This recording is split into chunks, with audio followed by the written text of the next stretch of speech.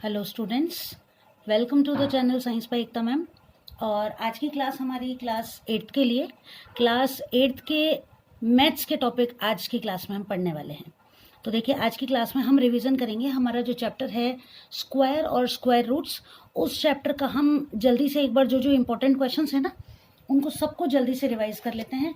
हो सकता है एक्सरसाइज आपको अच्छे से आती होगी, लेकिन कुछ क्वेश्चंस मान लीजिए ऐसे हों जिनमें आपको समझने में दिक्कत हो रही हो, तो मैं कोशिश करूँगी कि उनको अच्छे से आपको समझा पाऊँ और क्लास आपके लिए यूज़फुल हो। सो चलिए let's start for class 8 chapter number. मेरे पास ये पुरानी वाली बुक है तो इसमें शायद चैप्टर 6 है, आपकी बुक में शायद चैप्टर नंबर 5 होगा। तो देखो, वन बाय वन इस एक्सरसाइज के क्वेश्चंस को हम सॉल्व करते हैं। फर्स्ट ऑफ ऑल हम ये जानते हैं कि ये जो स्क्वायर है ये होता क्या है। तो देखिए, स्क्वायर क्या होता है, ऑल नंबर्स, नोट करते जाइए साथ के साथ, which can be written, all numbers which can be written as n square. N square का मतलब समझ रहे हैं, एन यहाँ नंबर के लिए आ रहा है, यानी कि हर वो नंबर जिसको एन स्क्वायर की फॉर्म में हम लिख सकते हैं वो क्या है, एक स्क्वायर नंबर है। ये मेन प्रॉपर्टी किसकी, स्क्वायर नंबर की। अब अलग अलग नंबर के स्क्वायर आपको पता होने चाहिए। तो देखिए, सबसे सिंपलेस्ट मेथड जो कि स्क्वायर निकालने के लिए हम यूज़ लेते हैं कि अगर मैं लिख रही हूँ 3 का स्क्वायर, यानी कि ये जो नंबर है इसको मुझे कितनी बार लिखना है, 2 बार लिखना है, और उनके बीच में साइन लगाना है मुझे मल्टीप्लाई का। ठीक है, तो देखो 3 के स्क्वायर का मतलब है 3 मल्टीप्लाइड बाय 3। यहाँ 3 को कई बार आप लोग क्या गलती करते हो कि 3 का स्क्वायर लिखा है तो 3 इंटू 2 कर देते हो। कुछ बच्चे ऐसा करते हैं, तो ऐसा करने की जरूरत नहीं। आपको करना क्या है, 3 के ऊपर स्क्वायर है, इसका मतलब 3 को ही आपको कितनी बार लिखना है, 2 बार लिखना है, और you have to put sign of multiply between them. और आंसर आ गया नो। अब 3 को ही 2 बार नहीं लिखना। मान लो 21 है और उसका स्क्वायर है, तो भी आपको 21 को कितनी बार लिखना है, 2 बार, और you have to put sign of multiplication between them, और ये हो जाएगा 441। आप कोशिश ये कीजिए आप कि कम से कम भी नहीं तो आपको नंबर 20 तक जो स्क्वायर हैं वो याद होने चाहिए। ठीक है, तो चलो जल्दी से एक बार रिवाइज कर लेते हैं। अगर आपको याद है तो भी, मुझे तो याद है, आपको याद है तो एक बार और रिवाइज कर लेते हैं इनके स्क्वायर्स को अपन अच्छे से। तो देखो, 1 का स्क्वायर 1 होगा, 1 मल्टीप्लाइड बाय 1 1 ही हो जाएगा। 2 का स्क्वायर 4 हो जाएगा। 3 का स्क्वायर जो है वो हो जाएगा 9। 4 का स्क्वायर हो जाएगा 16। उसके बाद बात करते हैं 5 के स्क्वायर की, 25। 6 का स्क्वायर 36। 7 का स्क्वायर 49। 8 का स्क्वायर 64। 9 का 81 और 10 का 100। 11 का स्क्वायर 121। 12 का 144। 13 का 169। 14 का 196, याद है ना। 15 का 225। 16 का 256। 17 का 289। 18 का स्क्वायर 324। 19 का स्क्वायर 361 एंड 20 का स्क्वायर 400। ये तो आपको याद होने ही चाहिए। अब जो सबसे इम्पोर्टेंट बात आपको नोट करनी है वो क्या है, वो देखो कि जितने भी स्क्वायर नंबर होते हैं ना, ये जो नंबर जिनके ऊपर की स्क्वायर होता है, तो जितने भी स्क्वायर नंबर होते हैं उनके पीछे कुछ स्पेसिफिक डिजिट्स होते हैं जिनकी मदद से आप पहचान सकते हो कि दिया गया नंबर स्क्वायर है या नहीं है। तो नोट करो, ऑल स्क्वायर नंबर्स, ठीक है, all square numbers and with, and का मतलब कि जितने भी नंबर ऐसे हैं जिनका कि हम स्क्वायर निकाल सकते हैं, उनके लास्ट में आता है 0, 1, 4, 5, 6 एंड 9। ये आपको याद रखना है कि अगर कोई नंबर स्क्वायर है तो उसका लास्ट डिजिट 0, 1, 4, 5, 6, 9 होगा। जैसे कि मैं लिखती हूँ 269, मान लो 169 लिखती हूँ मैं, तो यहाँ क्या है 9। तो हम देखकर ये पहचान सकते हैं कि ये नंबर क्या है, किसी नंबर का स्क्वायर हो सकता है ना। कंफर्म नहीं है, हर नंबर के पीछे 9 है तो वो स्क्वायर नहीं होगा, लेकिन हम ये अंदाज़ा लगा सकते हैं। हमको अगर मान लीजिए ऑप्शनल आ जाए, है ना, तो 4 डिजिट में से कौन सा स्क्वायर नहीं है, तो हम ये इन नंबर्स को देख के पहचान सकते हैं। जबकि अगर मैंने लिख दिया मान लीजिए 42, तो इसके लास्ट में क्या है 2, इनमें से कोई डिजिट नहीं है, इसलिए ये किसी नंबर का स्क्वायर नहीं होगा। यानी कि all square numbers have 0, 1, 4, 5, 6, 9 eight their unit place. इकाई का अंक जो है वो 0, 1, 4, 5, 6, 9 हो सकता है। और नंबर्स विच हैव अब क्या क्या बच गया देखो, 1 के बाद 2, 3, 4, 5, 6 हो गया हमारे पास 7 और 8, जिनके लास्ट में 2, 3, 7 और 8 है, which have 2, 3, 7, 8 at their unit place,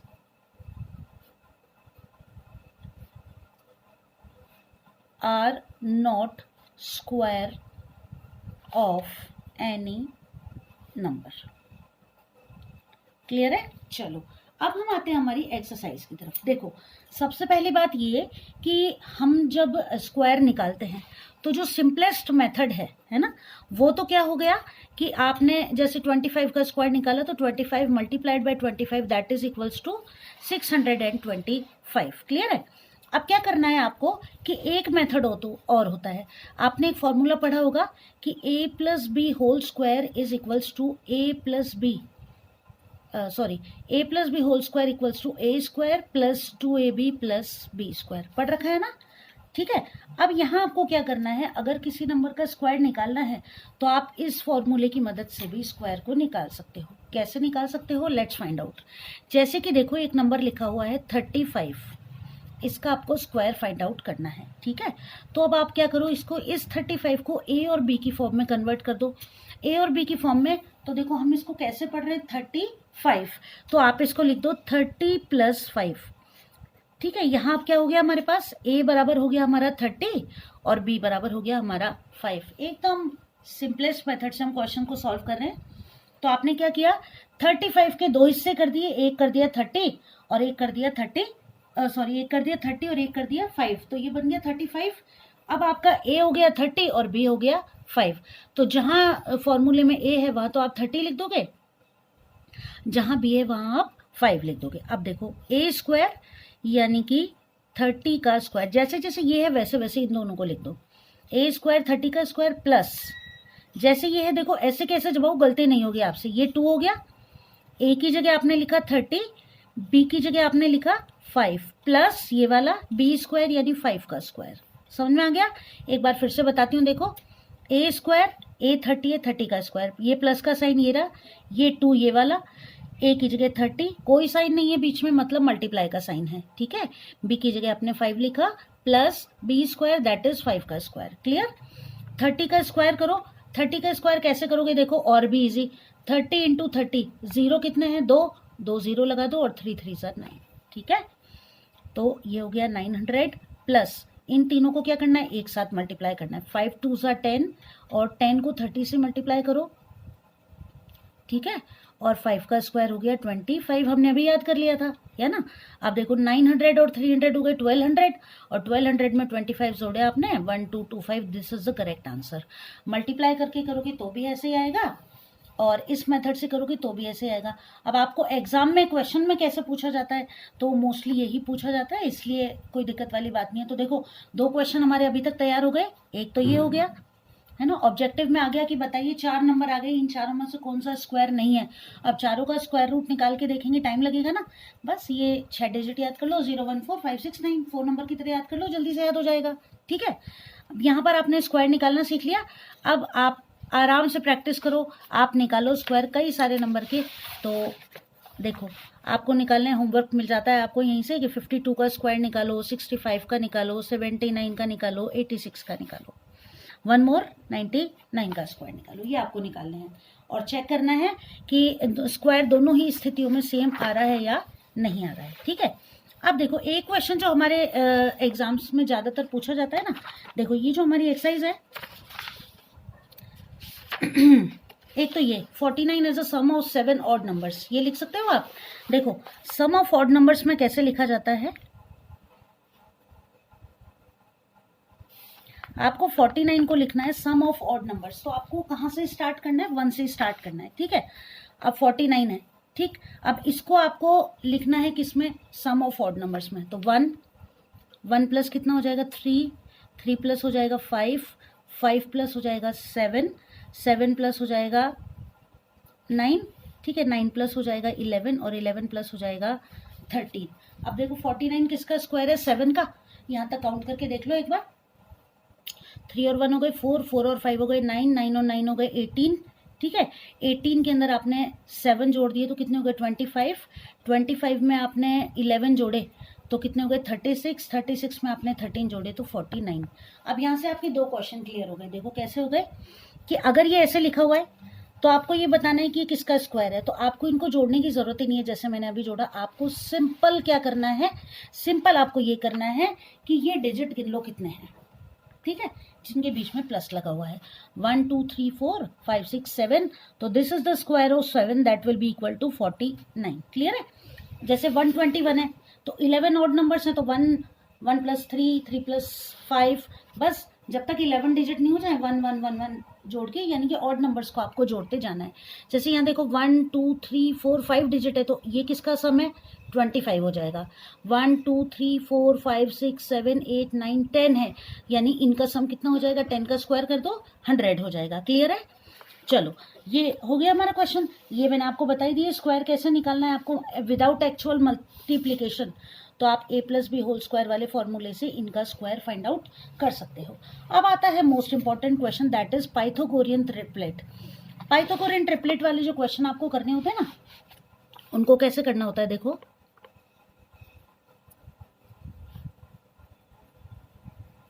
ठीक है, अब क्वेश्चन की बात कर लेते हैं एक बार कि हमारे पास मान लीजिए क्वेश्चन दिया हुआ, write a Pythagorean triplet whose smallest number is 8, है ना।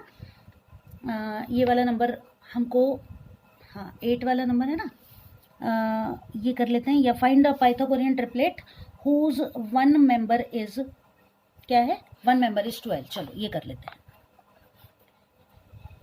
एक नंबर जो है 1 मेंबर क्या है किसी पाइथागोरियन ट्रिपलेट का, 12 है। अब इसको कैसे सॉल्व करना है देखो, पाइथागोरियन ट्रिपलेट में जो आपको फॉर्मूला काम लेना होता है उसमें आपको 3 फॉर्मूले काम लेने होते हैं। एक होता है 2m, एक होता है m स्क्वायर प्लस 1, एक होता है m स्क्वायर माइनस 1।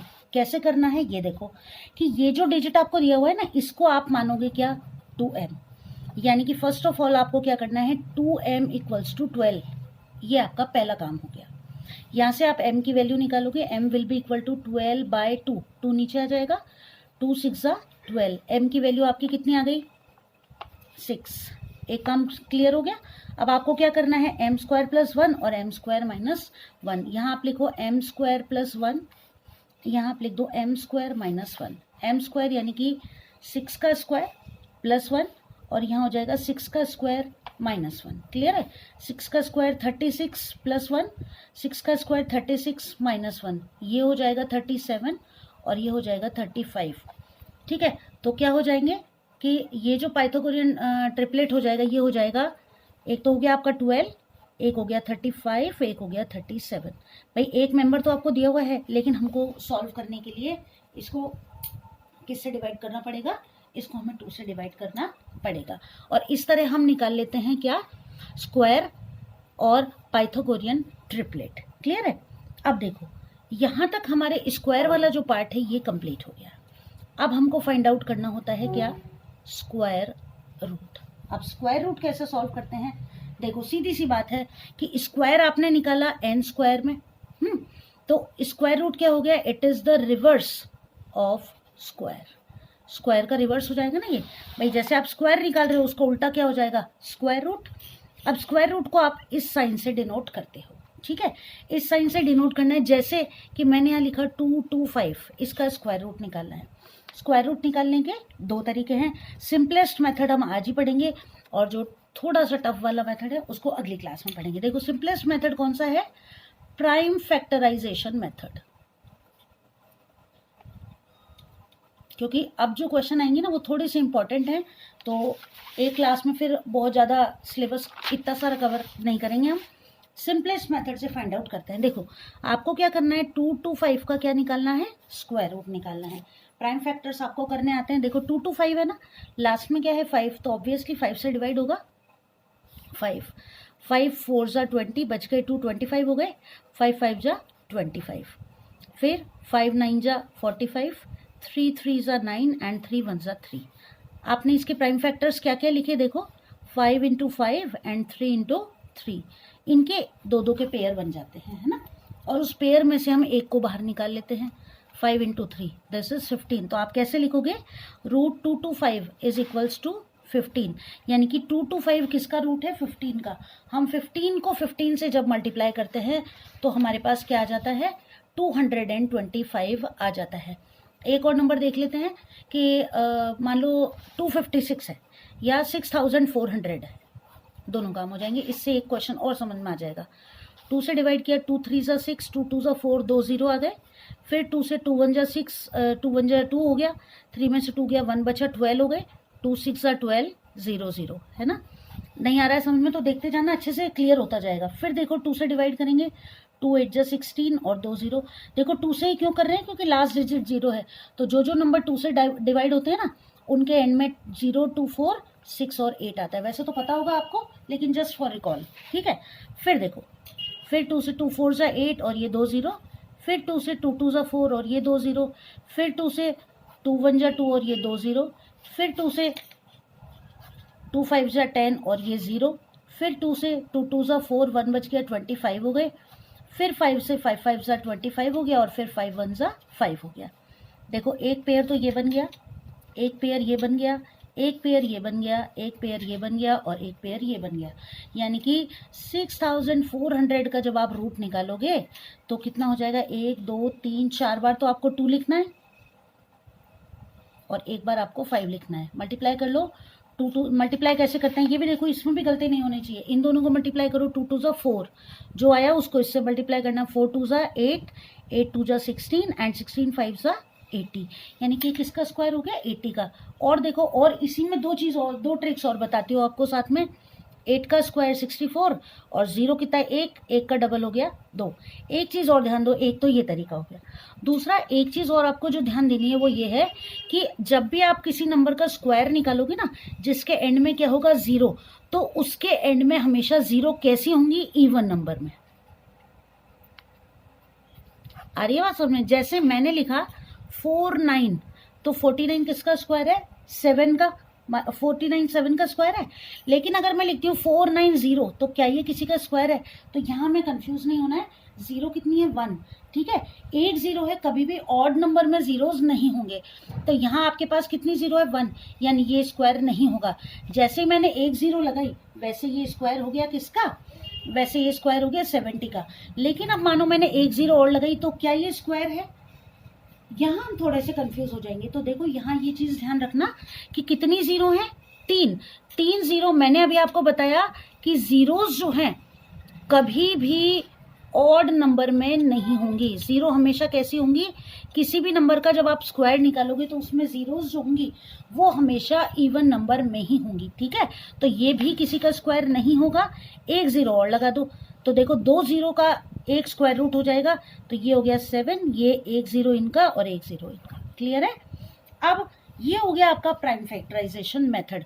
अगली क्लास में हम ये देखेंगे कि अगली क्लास में देखो इसमें और क्या आता है हमारे पास एग्जाम में कि इस नंबर को किससे मल्टीप्लाई करें कि ये स्क्वायर बन जाए। एक तो वो क्वेश्चन करने वाले हम, एक हम डिवीजन मेथड से स्क्वायर रूट, क्योंकि वो थोड़ा सा मैंने ये देखा है कि स्टूडेंट्स गलत कर देते हैं, तो उसको हम अच्छे से समझेंगे। डेसिमल वाले स्क्वायर रूट्स निकालेंगे और प्लस प्रॉब्लमेटिक क्वेश्चन जो हमारी एक्सरसाइज में दिए हुए हैं। तो अगली क्लास में हम इस चैप्टर को पूरा कंप्लीट कर लेंगे। तब तक यहाँ तक जो हमने पढ़ा ये बताना कि आपको अच्छे से समझ में आया या नहीं आया। वैसे मैंने एकदम ईजीएस्ट जो मेथड था उससे आपको बताने की कोशिश की है। तो आई होप क्लास आपके लिए यूजफुल रहेगी और चैप्टर को बिल्कुल अच्छे से समझने में आपके लिए हेल्पफुल रहेगी। जल्दी मिलेंगे अगली क्लास में और इस चैप्टर को क्लियर कर लेंगे। अच्छा, साथ ही साथ मेरे को एक चीज़ और बताना कि इस एक्सरसाइज, ये जो आपकी मैथ्स की बुक है, इसमें से ऐसी कौन सी एक्सरसाइज है जिसको समझने में आपको दिक्कत आ रही है, तो हम कोशिश ये करेंगे कि उसको आपको जल्दी से क्लियर करा दें ताकि आप अच्छे से अच्छे मार्क्स एग्जाम में स्कोर कर पाएँ। ओके, तो जल्दी मिलेंगे हम अगली क्लास में। तब तक के लिए अच्छे से पढ़ते रहो। Good bye.